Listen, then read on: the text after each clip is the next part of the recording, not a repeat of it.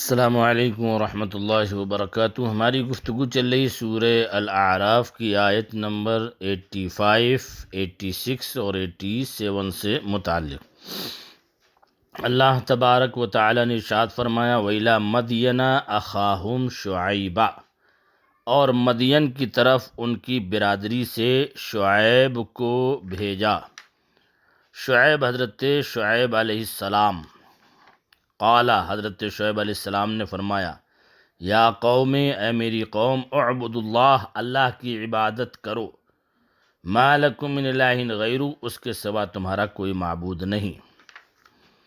قد جاءتکم بینۃ من ربکم، بے شک تمہارے پاس تمہارے رب کی طرف سے روشن دلیل آئی، جس سے میری نبوت و رسالت یقینی طور پر ثابت ہوتی ہے۔ اس دلیل سے معجزہ مراد ہے۔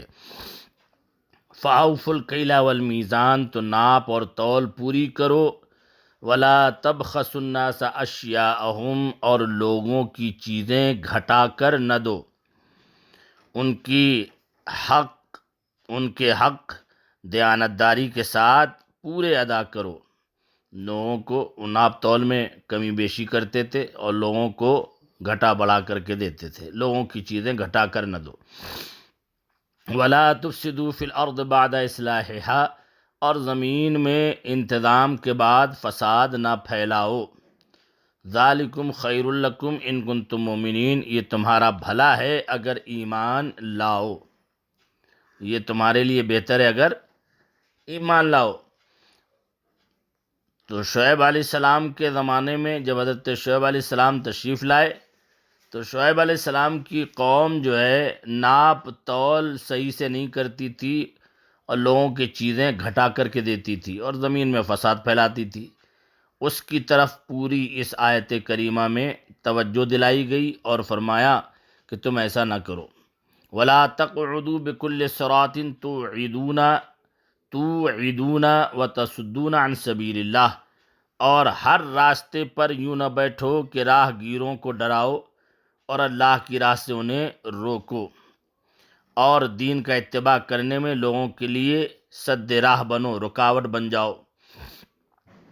من آمن بہ وتبغونہا عوجا، جو اس پر ایمان لائے اور اس میں کجی چاہو، جو اس پر ایمان لائے اللہ پر اور اس میں کجی چاہو۔ وَاذْكُرُوا إِذْ كُنْتُمْ قَلِيلًا فَكَثَّرَكُمْ، اور یاد کرو جب تم تھوڑے تھے اس نے تمہیں بڑھا دیا۔ فَكَثَّرَكُمْ، تو اس نے تمہیں بڑھا دیا، تمہاری تعداد زیادہ کر دی، تو اس کی نعمت کا شکر کرو اور ایمان لاؤ۔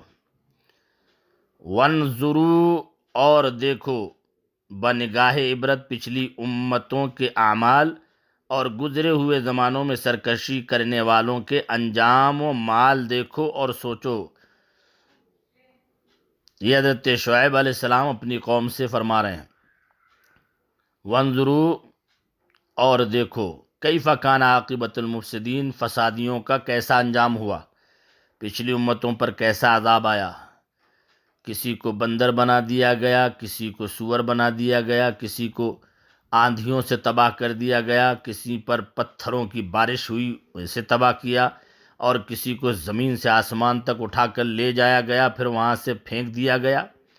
یہ ساری چیزیں، حالانکہ ان کے پاس مال بھی تھی، دولتیں بھی تھیں، پراپرٹیاں بھی تھیں، جائیدادیں بھی تھیں، سب کچھ تھا، مگر کیف کان عاقبۃ المفسدین، فسادیوں کا کیسا انجام ہوا۔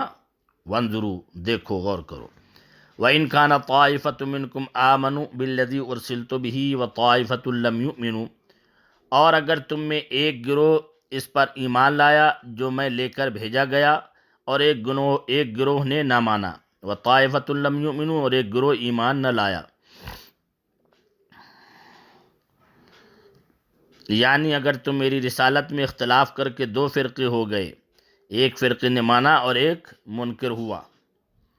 وَطَائِفَةٌ لَّمْ يُؤْمِنُوا فَاصْبِرُوا حَتَّى يَحْكُمَ اللَّهُ بَيْنَنَا، تو ٹھہرے رہو یہاں تک کہ اللہ ہم میں فیصلہ کرے، اللہ ہم میں فیصلہ کرے کہ تصدیق کرنے والے ایمانداروں کو عزت دے اور ان کی مدد فرمائے، اور جھٹلانے والے منکرین کو ہلاک کرے اور انہیں عذاب دے۔ فاصبروا، ٹھہرے رہو، یہاں تک کہ اللہ ہم میں فیصلہ کرے، وَهُوَ خیر الحاکمین، اور اللہ کا فیصلہ سب سے بہتر ہے، کیونکہ وہ حاکم حقیقی وہی ہے، اللہ ہی حاکم حقیقی ہے۔ الحمدللہ، آج 8 سپارے مکمل ہو گئے ترجمہ اور تفسیر کے ساتھ۔ دعا کریں کہ بقیہ بھی اللہ تبارک و تعالی اپنی مدد سے یہ توفیق دے کہ باقی جو سپارے بچے ہیں وہ بھی ہم آپ کی خدمت میں پیش کر سکیں۔ اللہ تعالی ہم سب کو جزائے خیر عطا فرمائے۔ السلام علیکم ورحمۃ اللہ وبرکاتہ۔